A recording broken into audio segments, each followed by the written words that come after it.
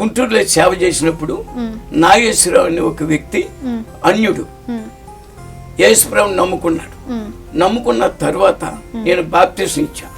బాప్తిసం ఇచ్చిన తర్వాత ఆయన జబ్బు చేసి మైండ్ అంతా పాడైపోయి ఉన్నప్పుడు ఆ ఊరిలో అందరూ కర్రలు తీసుకుని నన్ను కొట్టడానికి వచ్చాడు. ఒరేయ్, ఈడు గాని చచ్చిపోతే నిన్ను పాతి పెడతాం, ఇక్కడే పాతి పెడతాం రా అంటే మీరు బాప్తిసం ఇచ్చినందుకు అలా అయింది.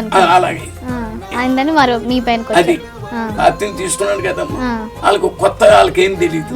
అందుకని నేను మోకాల మీద ఉండి నేను 21 రోజు ఉపవాసం, ఏమి తినకుండా, ఏది టీ తాగడము లేకపోతే నీళ్ళు తాగడం తప్ప 21 రోజు నేను ఉపవాసం ఉండి నేను మోకాల మీద ఉండి ఏడుస్తా.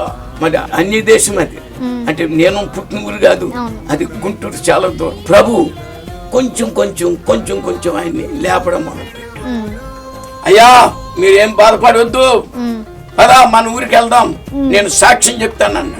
ఆయన్ని తీసుకుని ఆయన సొంత ఊరికి వెళ్ళి సాక్ష్యం చెప్పాడు. అక్కడ దేవుని నామం ఎంతో మహిమపరచబడి, అంటే చనిపోయే స్థితిలో ఉన్నటువంటి వ్యక్తిని దేవుడు మీకు సాక్ష్యం చెప్పాడు. అలాగే ఒక ఆయనకి చెయ్య పడిపోయింది,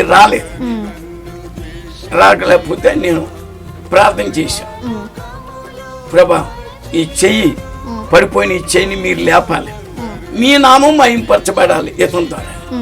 అతడు లేపాడు, ఇప్పుడు పనులు చేసుకుంటున్నాడు, చాలా సంతోషంగా ఉన్నాడు. ప్రభువుని నమ్ముకుని మా విశ్వాసగా జీవిస్తాడు. దేవుని యొక్క వాక్యం మత్తయి సువార్త 11:28లో ఒక వాక్యం ఏంటంటే, ప్రయాసపడి పాప భారం మోసుకొంటున్న సమస్తమైన వారిలారా మీరు నా యొద్దకు రండి, నేను మీకు విశ్రాంతిని కలుగు చేతును అని ప్రభువే చెప్పాడు.